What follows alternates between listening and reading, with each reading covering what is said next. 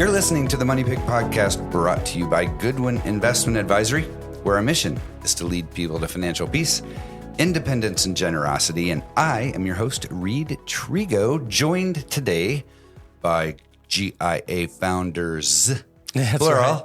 Tim and Maureen Goodwin. Welcome to the show. Woohoo. Woohoo. Hey, babe. How are you? Hey, babe. Hey, good to see you. It's good to see you both.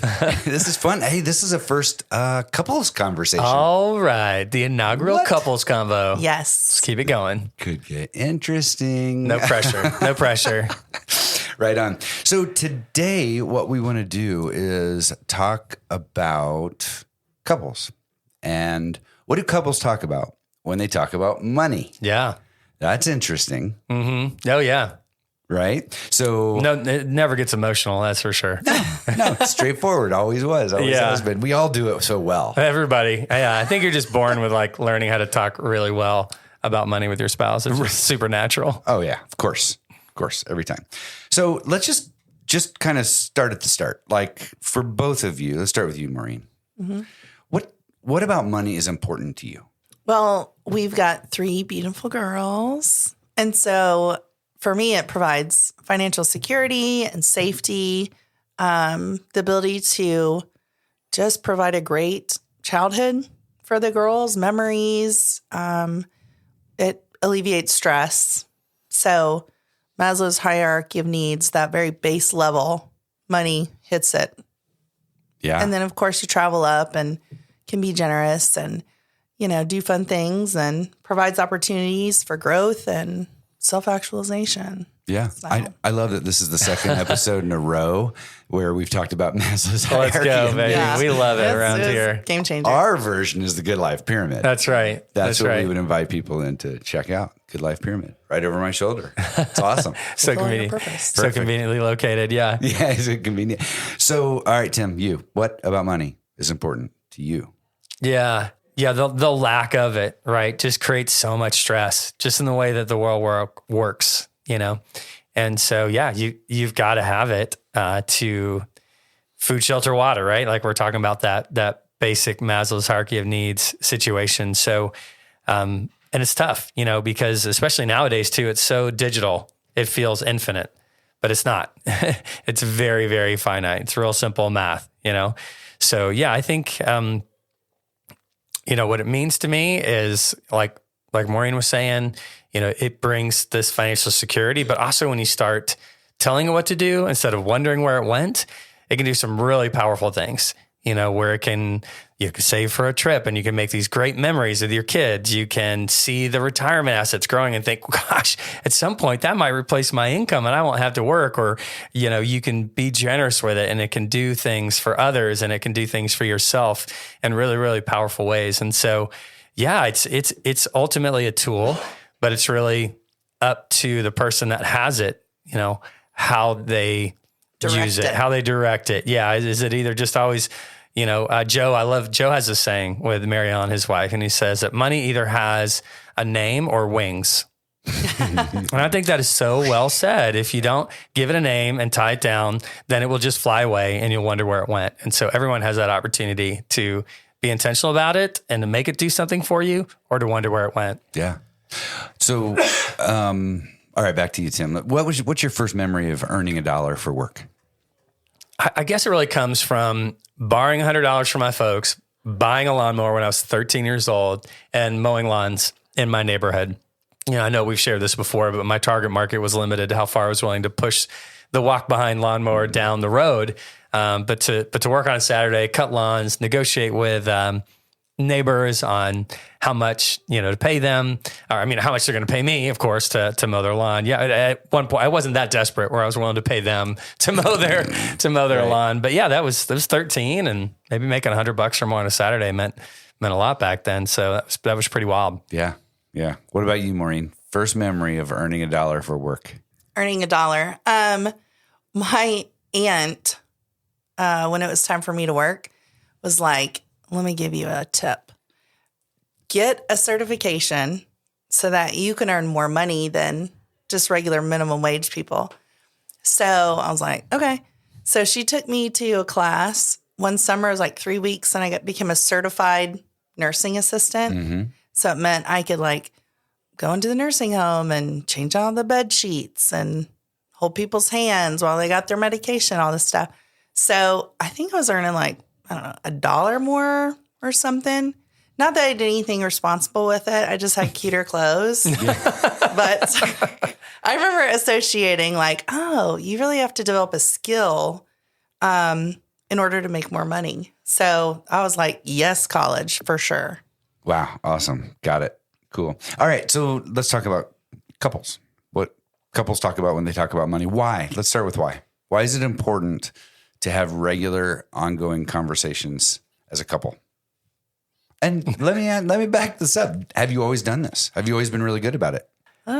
We struggled. Yeah. The struggle was real. So, I mean, at some point we realized that like the credit card balances were, more than we could pay off that month. And so they were revolving, they were growing. Ooh, literally. Yeah. Yeah. And so we did at some point, I don't know what the catalyst was, but we're like, okay, we've got to have this kind of weekly check-in, this weekly budget meeting. I joke about it now. I realize it really wasn't a budget meeting. It was a shame meeting. Ooh. It was a lot of like shame on us, shame on you, shame on me. Like we spent too much money on dining out and groceries or whatever. That's, usually the big one there. And we had to get new tires, and that kind of stuff. So, that was really, really tough. Like that goes back to, we were just tracking what had happened the last week instead of like making a plan for the money we had and telling it where to go, before we got it. So it had wings. It did. It definitely had wings because it didn't have names. The funny thing I just thought about, I don't know if it's funny, you can tell me, but you know how you were saying a few minutes ago, okay, you have a retirement account and you're like, wow, watch that grow. I put my money there. I invested my money there. It grows. Credit cards are sort of like the credit card company has invested in you. Yeah. Yes. And that's growing, make money in the opposite direction. Yeah. Pulling you further away. Yeah. They're like, oh, look at Tim and Maureen's credit card balance growing. That's good for us, the issuer of the credit card. Yeah. It makes it feel better. It's like somebody's investing in me. Yeah. Yeah. And we were trying all these different things. They just weren't working. We're like, well, let's put it all on the credit card. Let's not put anything on the credit. And it just didn't seem like we could ever figure out how to spend less than we made. And this is newly marrieds. Mm-hmm. Yeah. The first 6 years of our marriage was we tried out all the debts. Mm-hmm. And we were like, let's see about furniture debt. Okay, we'll try that one. And every debt. We don't want to leave any loans, debt out. Yeah, I want to give them all a chance. No debt left behind. So first 6 years, it was that struggle and just feeling like you're drowning financially eventually. And then I got pregnant and it was around 2008. And so the market started crashing and I was finishing my master's and I started getting sweaty thinking about leaving my baby that I just had to go back to work full time. So a lot of catalysts converged to us being like, I think we've got to figure out this money situation. Yeah. It's about when I hired you and helped you move into your parents' basement. Yeah. Thanks, Reid. Yeah. We moved into the parents' basement. Yeah. That was a few years later though. Yeah. So that right around this time where the market's crashing, Maureen's finishing up her master's degree, which we also got a big fat loan for, even though we had graduated debt-free with our undergrads. We went right into student loan debt. Yeah. Try them all. Didn't want to leave that one out either. So our church small group decided to go through Dave Ramsey's Financial Peace University together. So that was the real catalyst for our change. And we wanted the results folks were having in that, going through that course, and we needed a different way to do it. And the accountability from our group. Yes. Because we kind of poo-pooed Dave Ramsey. Sorry if you're listening, Dave. Yeah, I'm sure Dave's listening. But we just were like, we can do this. Tim's a financial advisor. He went to school for it and just didn't really want to submit to somebody else's hard, lesson plans. And Dave's course was hard because it was like, Dave was like, I'm sure you want to go to Disney. Guess what? You can't. And I'm like, nobody tells me what to do. You can't see the inside of a restaurant unless you're working there. Right. And so we really submitted to his process, and which included accountability with our small group. So literally we would come to small group and have to tally up our debt and be honest about it. So it really made us be honest about where we were at with the accountability of somebody else. We knew if we were going to go to Disney, our small group would be like, can you really go to Disney? Ooh. So that really shifted. That gave a lot of momentum. in the shift to using cash. We hadn't really tried that and doing the envelope system. I mean, like Maureen said, we really, whether we agreed with it or not at the time, we just said, we'll just do whatever the class tells us to do because we want the results from the folks that have completed the class and have paid off debt and built up savings. And so that year in 2008, not only did the market tank, as a financial advisor, a lot of our incomes are tied directly to the performance of the market. So my pay, I remember that year was something like 25% less than the year before. And Maureen stopped working and came home as we had the baby, and we still were able to pay off debt that year. Really? So that really, we're like, okay, Dave. He knows yeah, what he's this talking about. is working. Let's keep going. So, and I mean, I'm fine now. I mean, it was tough back then to even admit how much debt we had, like even to ourselves, let alone anybody else. Like just don't add it up. Just had never added it up before the class. We added up, and even in the the class was like, the only thing you don't have to include is like your primary mortgage. But if you have an equity line, a second, like we had 2 other mortgages on the house that weren't the primary. We had tried to start another business as well as this business. So there were loans tied to both of those. And then as Maureen mentioned, we never met a debt we didn't like. We had like 4 max out credit cards, 2 car notes, furniture loan, medical loan, right? All of it. And it was $200,000. $200,000 in basically consumer debt outside of our private primary home mortgage. And so it took a while. Like she said, it took us 6 years. We were 6 years at being really good at getting into debt. And it took us 6 years to get out. And the last 20 months, like you mentioned, Reid, I was pregnant with our third. And it was our 10th anniversary, which usually you go to like Hawaii. Instead, we went to our parents' basement. Ours is close. We almost did that. And we rented out that house, our first house. I mean, we went down to literally no dishwasher. We were like cranking it out.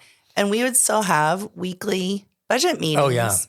And by that time, we stopped shaming each other, which we can get into. But we started talking about a plan, like where are we going to tell our money to go instead of just tracking where it went the past week. Yeah, because it's not like you were bad people or whatever. It's not like you're not smart people. You're just both kind of prone to spending. Right. We both are. We don't have even though like I'm a financial advisor and everybody's like, oh, you must be a nerd. And I did technology in school a good bit. It's my job. I got some other certifications. And so I know the stuff. I understand it. I'm not looking forward to working on spreadsheets. It's not something I look forward to. I don't look forward to like showing off a spreadsheet. I know a lot of folks do, and I get that. I've seen some very impressive spreadsheets, but and I'm just using spreadsheets as an example because it generally is tied into the nerdiness side. But yeah, we're both like just natural spenders, not savers. And so, and so we've got to just automate everything. And that was just a big difference to how we were wired. You were talking about us being smart people. We went to college. I had started a business. The business was successful. I could help my clients make money in the stock market, but to talk to my wife about money, to manage our money at home was not something that I felt like my finance degree taught me very well. My parents were really great at teaching us generosity, but didn't really let us into their conversations about money or budgets, and it wasn't like the world's out there teaching you how to have these conversations with your spouse about money and to live below your means. And so, I mean, shout out to Dave. I think he did a really great job of collecting that education and articulating in a way that all of us could understand and providing us the tools to really realize that like, no, this credit score and this credit card balance is not here to help you win with money. The points on the credit card, that's not helping you become a millionaire and financially independent. That's not what they're trying to do. Even though that bank has invested in you. They bet the farm. They're not they're not invested in your financial well-being or peace. And so, that just really, really made a big difference. And I'll share kind of how it's changed over time. Because the first budget meetings, as we mentioned, were like more shame meetings. We got on Dave's plan, telling our money where to go instead of wondering where it went. But then eventually things started working. It takes some time. But they started working, and it got to the point where we didn't really have to meet every week. And because we both are spenders, we knew we had to really automate stuff. Mm-hmm. And so just like a new company, like this company has like created systems on top of systems on top of systems.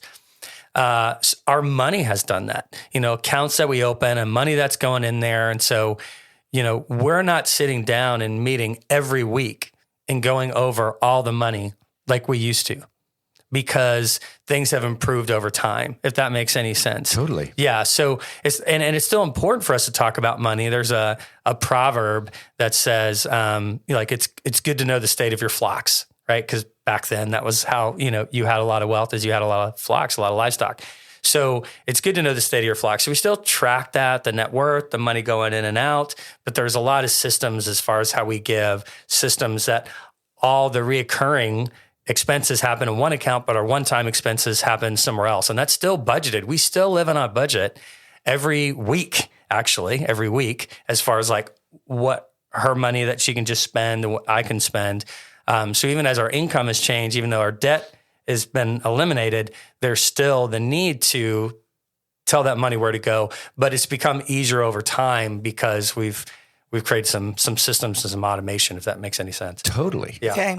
I've got a pro tip. Hit that wah, wah, wah button. Pro tips for the spenders out there is there is something emotional about being a spender, which we can talk about. There's a lot of heart work you have to do, a lot of healing from like, what was money like when you were a kid, all these things. So part of a spender is, for me at least, is this feeling of, life, FOMO. You don't want to, the kids are only young once. We've only got these smoking hot bodies. Let's go to the beach. We can't wait till we're 60 to see the world. So there's a lot of like, for me, feeling of like, gosh, the girls only have one childhood. Let's make some memories and things like that. So it's not necessarily, I want the nicest cars. And this might not be the same for all spenders. For me, it's not, I want the nicest cars, nicest clothes, nicest jewelry. It's the experiences.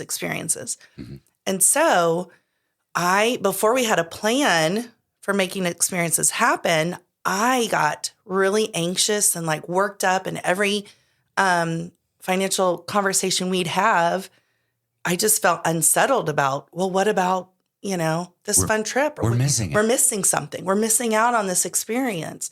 And so what we needed, like Tim said, was a plan. So what we do, this is our pro tip, it's for free. It's a free podcast, everybody. Just Venmo. Venmo at Maureen. Just kidding. Is we literally, when Tim or I get paid, a percentage of that goes into our travel fund. And so in my mind, even though we're not traveling all the time, we'll travel at fall break or spring break or whatever. In my mind, I think we just made a step towards making memories, because we've automated a financial decision into a savings account. So I know when the time comes to travel or whatever, it's there and we're not having to go into debt. Pro tip. That was awesome. So it's exactly right. And I didn't want to interrupt. Well, the other thing is there is a part of me that's like, I like to get my nails done and fake eyelashes. If you could see them, they'd be fabulous. They are fabulous, babe. Love them. So for me, that part, especially as a mom, I'm always like, you can't pour from an empty cup, mamas. Pro tip number 2 with Maureen Goodwin is moms, especially if your primary job is caretaking, you do feel kind of wrung out sometimes. And so I am a big advocate of doing some fun things for you to feel like, oh, I'm filled back up, whether it's lunch with your friend, buy that cool book, get your hair done, whatever. And so when we first started budgeting, it was really hard to budget that in because I just felt it was frivolous, But whenever we wouldn't budget that in, there'd still be a part of me every week that I felt shamed, or he was shaming me for like going to buy, that pair of shoes or whatever it was. I just never felt like I was worth that random expense, And so I had to work through emotions of I am worth it. And even if Tim doesn't understand, well, why is it important for you to, I don't know, have an Audible account so you can listen to a book or whatever. Mm-hmm. I just had to see that as he doesn't think I'm not worth it, So I had to walk through some of those emotional feelings that are tied to money. But also the way we kind of solved it was we just took a percentage, like 5% or 10% or a flat number, $50 a week that I could use with no strings attached. Whether I want to get my nails done or buy a book or go out to lunch with my friend, there's no strings attached to that. We call it blow money. That's what Dave calls it. Mm-hmm. And I think as a mom or as a woman, that's an important thing to do. And if you're a spender, that is an essential thing to do. Because in your brain, it's like you've tricked your brain. Mm-hmm. You've overridden your brain. You think, I can do whatever I want with $20. Freedom. Meanwhile, your budget's still working behind the scenes. Yeah. And I can confirm both examples. We have just setting that money aside. Like for Christy to get me to sit down and do a budget, be like harnessing a gnat, right? Not interested. Did you say a gnat? Yeah. Harnessing a gnat. Not fun. So, Same. But you know what? And I work with couples and they're like, well, I can't say budget around her. She doesn't want to hear anything about it. It's like, well, you guys got to figure out how to incentivize each other to sit down. Yeah. And setting aside that money for a vacation, for us, in our case, it's X amount of dollars every month until Australia 2027. Yeah. We go to the Australian Open. Nice. Right. And we've been doing this for a couple of years, setting this money aside. So that totally works and creates interest. And then for us, I always think about like hand soap. You're talking about maybe the finer things and not feeling shame around things you buy. I'm like, well, do I buy the generic brand of hand soap that really doesn't even suds up?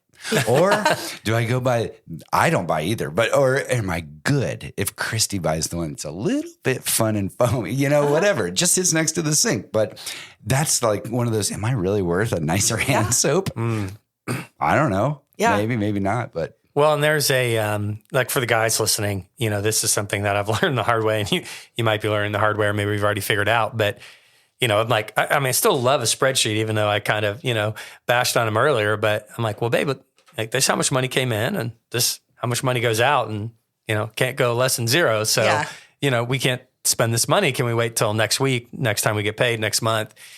And I was getting an emotional reaction from Maureen having that conversation sometimes. And I was just so confused because I'm like, well, that's what the spreadsheet does. Like it's finite. Like I mentioned before, it's not infinite. Like do you want me to change the numbers? Do you want a different budget for something? And that didn't really seem to solve the problem. And so, just to be real vulnerable for a minute, Maureen was like, well, and this was last year.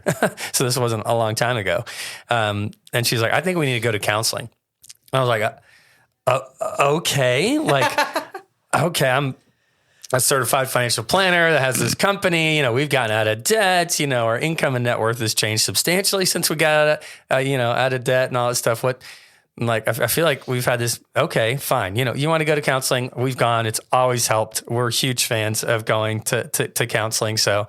And I was like, I can't wait to sit down with the counselor and for the counselor to tell you, yeah, babe, lady, Maureen, this is how the numbers work. I don't know. It's like, is my spreadsheet broken? Is she going to check my formula? It's like, what are we going to do here? And I keep saying she, and it's not actually a she. So shout out to Armin. But he helped to ask some really great questions in a safe environment for us. And Maureen revealed this feeling that she alluded to earlier, which was when we ran out of the money, for me to say, well, can you wait till next week, made her feel like she wasn't worth it. Right? Yeah. And so really just for her to be heard and to be seen and for me to be aware of that and to be sensitive to that. I was like, I had no idea what we were going to change in the spreadsheet. We didn't change the spreadsheet. Like literally just talked about the emotional side, Maureen has seen and heard. We did make a fine little adjustment there, but it wasn't anything substantial.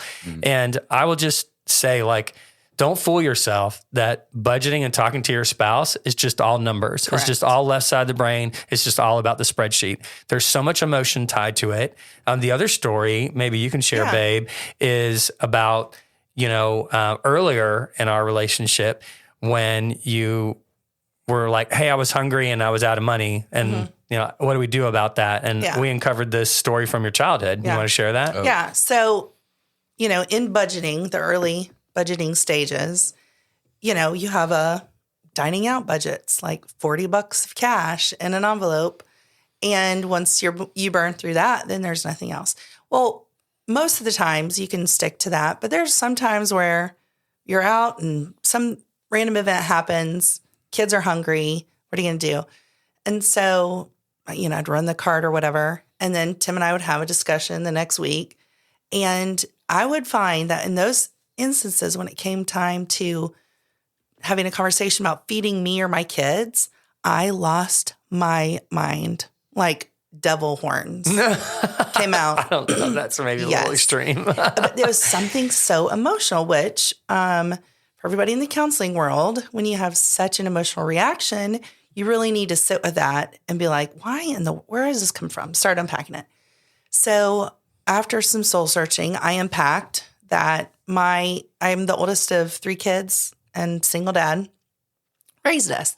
And so we'd go to the YMCA after school and we'd be there till like 6 p.m. and starved because, you didn't eat since noon at the cafeteria, fish sticks or whatever. And all the other kids had money that they'd get snacks from the vending machine. But my poor dad never thought about that. And so I found myself scrounging for change. Under the bleachers. Under the bleachers, under the vending machines, for my sister and brother and I to have a snack. And that's embarrassing and it's hard, to think back on that.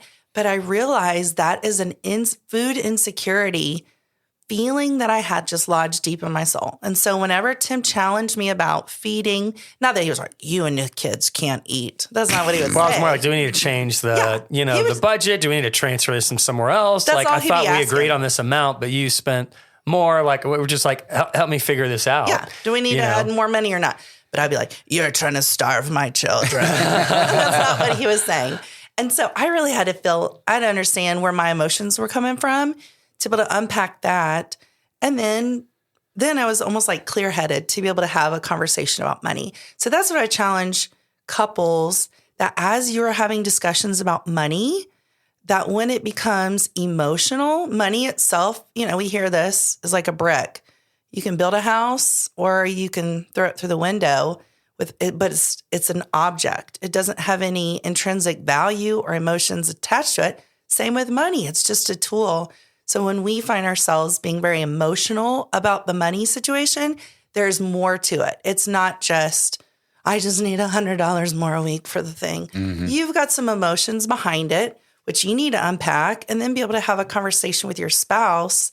For example, sometimes when I would spend something, Tim would feel disrespected because he was like, well, the spreadsheet said this, thought we agreed on that. You're disrespecting me. I'm like, I respect you. Can't you say all these other things? But that was a thing. That was a feeling he had that he had to unpack. And then we had to be able to have a conversation being like, I understand you, X, Y, and Z. Here's where I'm coming from. And then you're able to just have a more productive conversation after you understand and unpack emotions.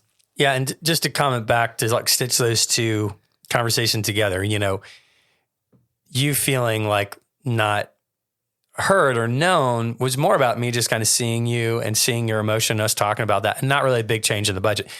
This story though that you just shared, obviously, like I as a dad and husband was like, well, I don't want you to go hungry. So we did make an adjustment, and it wasn't even like Maureen was like, I need the budget to be twice as big. It was just like, hey, normally I can do this, but I need to know that if we just are running around and we're hungry, that I can, and we just designated this other source that could always be used in that case and would never be questioned and didn't kind of count against something else. So I think there are times when you uncover that emotion, do something about it in the budget. There's other times we may not need to do anything. You just may need to see your spouse and understand that emotional reaction. And like Maureen said, when you have the emotional action, kind of unpack what's going on in the past. And do you guys use YNAB? You need a budget, YNAB? So we did for a while. Oh, okay. Yeah, we did. And we've tried Dave's thing. We've done Mint.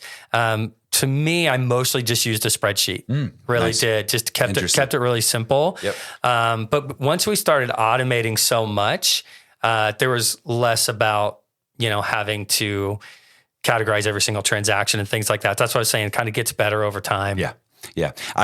We love YNAB. So I know, and it's what I recommend. This podcast brought to you by YNAB. Well, you should not share sponsored. it. We should. Yeah, not the wine app, but YNAB. You need a budget. Yeah, I mean, I love the wine app. We're big fans, but I know you guys use it. It's what we recommend. I used it for a while. Why do you like it so much? Because when you get paid, the bar at the top turns green and it Yay! says assign money now. Okay, so it's just colors. So that's what you love so much about it? Okay, that's colors. Great. Everybody, he just literally opened his phone, opened the app, and showed me. He's got some green. He's excited. But yeah, and it's cool. It's cool. And then if I look at my calendar, you see that purple meeting tomorrow at 4:30? Yeah. Team Trego planning meeting. Yeah, it's a weekly recurring I love it. meeting. I love it. That's what we do. Well, we want to steal ideas from you. Like you and Christy love to go on your trips and do planning. Maureen and I plan. We just don't have to every week talk about the money. Like when we were getting out of debt and then finally trying to get all this stuff nailed down.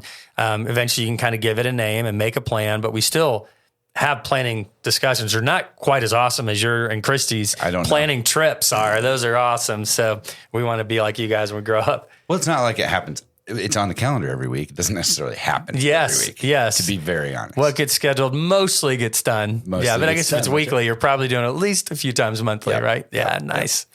Awesome. Okay, pro tips from you. We got 2 from Maureen. Yeah. So like mine are real simple. Stay out of consumer debt. Just stay out of consumer debt, like meaning credit card debt. Like it would just be ideal to be completely out of debt with student loans and cars and houses. But that consumer debt that doesn't have collateral on it, like it creates so much stress, and that student loan is not really collateralized. Like I really consider that consumer debt too. Just as long as you're not upside down in your cars and your house, it's probably okay. Best to get rid of anything that's depreciating as a loan on it. And I appreciate that as a pretty hard, fast rule. But you can argue that like even student loans is sort of equity building debt. A car loan, if it's not as bad as credit cards, because a car loan at least gets you back and forth to your income producing job and things like that. Those are not as bad as just the credit card that you keep spending on it at the grocery store. And now inflation plus all the 22% interest on your groceries. I mean, it's so crazy high and it's so crazy stressful. And there's absolutely no collateral or equity or anything behind it. So I would say just stay out of consumer debt, number 1. 2, have an emergency fund. And I'll just throw out a number, right? Because everybody's like, 3 to 6 months of expenses. Okay, look, I'm going to give you a hard and fast number, unless you are like just out of college and just figuring things out. But if you have a career, you need to have at least $10,000 in savings, and you can build that to $20,000. If you want more than $20,000, that's fine. I will just say, in my experience, 21 years as a financial advisor, we managed almost $300 million for 400 households. It's usually they just have between 10 and 20 grand. Because after 20 grand, you worked hard for that money. It needs to work hard for you. Plug it in, invest it, do something with it. But the 10 to 20 grand just needs to be at the bank account that you have your checking account at. It just creates so much peace of mind. So if your checking account did get a little extra spent, you've got that savings. Mm-hmm. If you did have to replace those tires and you didn't fully have a plan for it, you can do that and then just work to fill that savings back up. So pro tip 1, no consumer debt, or if you got it, get rid of it fast. Keep a savings account in place. That'll just help you with peace of mind. That's paying for peace of mind. That's not an investment. That's not for your future retirement. That's just for peace of mind. And the third thing would be track it. Like just know what your net worth is. If you've got debt, know what your debt is. Like just know what the state of your money is. As far as budgeting, you got to tell your money where to go instead of wonder where it went. Don't just track transactions. I'm saying track your assets, track your liabilities, and have regular conversations, whether it's monthly or weekly, with your spouse or someone else about your goals and your money. You just need to know the state of it. To not know how much income you're making, to not know what your assets or your liabilities are, is not going to help you win. It's amazing. Yeah. It's interesting because we're talking about couples here, and that's how we've directed the whole conversation. But, when people were booking meetings with me, I would have singles come in and just be like, I don't have anybody to talk to about this. Aww. And I need somebody to talk to about this. Yeah. Brilliant. Mm-hmm. Now, you're a great one to talk to about it. Well, absolutely. Maybe. Yeah. I thought it was great, though. Find an hourly financial advisor that'll meet with you, or a trusted friend that's good with money, and just say, hey, I want to win, and can I just share it with you, some goals, and check in with you every once in a while, and just kind of feel like I've got somebody to be held accountable to. Yeah. And you don't have to do that forever. Like I said, we're kind of out of that now. Like the things are automated. We're going to reach our goals, Yep. Awesome. Okay. Final question. 20 years from now, still doing this podcast. Of course. Yeah. Yeah. Your youngest, Eden, is That's right. 11. Wow, nailed it. 11 years old. Yeah. 20 years. She's 31. Oh, babies. Not so much at 31. What do you want her to say is important to her about money? I would say that there's freedom when you can figure it out. If you do the work of figuring it out emotionally, physically with the budget, in a good headspace with your spouse, you're agreeing, you're winning. Gosh, there's so much freedom. Yeah. And when you're not, it's so stressful. So stressful. On the other side. Yeah. All the statistics were like money fights and money problems, the number one cause of divorce and all of that. So that's why I hope so. Yeah. And I totally agree because she's a 7 on the Enneagram. She's fun. Just like both of you in here, they just high-fived everybody. Eden, we're pretty sure she's a 7. And so she likes to have fun. So hopefully she's at a point, what's important to her that's not stressing her out because she's got a plan. And, I hope just because it's something we're real intentional with them about it is that they continue to be generous with their money, even once they're out of the house, and that is continuing to provide joy and meaning for them. Yeah, amazing. And that they marry responsible guys like I did. That is good. We're holding hands. That's right. Can't see. Man, it's great to have you guys on the show. And it's fun because I feel like I know these stories. We've talked about them a lot. You've heard on the podcast, a couple of these stories before. We've also known each other a really long time. And so I've seen some of these stories play out, I think it's totally awesome. I didn't know always what was going on behind the scenes. But it's fun to look back now. I guess that's what history is about. Yeah, exactly. And like you said, you literally used your truck to help us move out of our house. You used your truck to move your financial advisor out of their house to their parents' basement apartment while they had 2 kids. She was pregnant on their 10th anniversary. Yeah. Yeah. There it is. So we were like, we're going to do this. We're going to do it. We got to be done with this. Let's go. And we did. Yeah. Yeah. And I didn't know the rest of the story behind it. I just knew, we're going to move into our parents' basement. 2 bedrooms and that bathroom that was hidden back in the corner. Way on back there. And no dishwasher. And I'm like, that seems smart. I'll help them. I got a truck. I'll help them. Well, so Reid, you and I are into bottom lines, right? Bottom line. What's the bottom line? Okay. It was the reason we did that was because our pastor had said, what's the one thing you're going to do to change your life this year? It was at the beginning of the year. And we got together and we said, we're going to move into my parents' basement apartment. We're going to rent out our house and we're going to just pour gas on the fire of getting out of debt. So I guess the bottom line is my challenge for listeners is what's the one thing you're going to do to improve your financial life in a big way after listening to this? That's good. Ooh, want accountability on that? So if you have one thing, listeners, if you have one thing you're going to do this year, email us at moneypig@goodwininvestment.com. Nice. Love it. We'll check back in with you. And while you're at it, rate and review this podcast. We like 5-star reviews. Yeah. Wherever you get just your any podcast. review at this point. We need a new one. We'll take it. Yeah, we do need a new one. We need a new review. Be our new review. Yep. Well, hey, thank you both again for being here, making the time. As financial advisors, here at GIA, we manage and rebalance portfolios. That's what we do. But the unique values that we work with our clients to understand their individual goals so we can have these types of planning conversations that are so personal and unique to each individual. So thank you again, Tim and Maureen, for being with us. And thanks for listening. We will catch you next time. Bye-bye. Woo!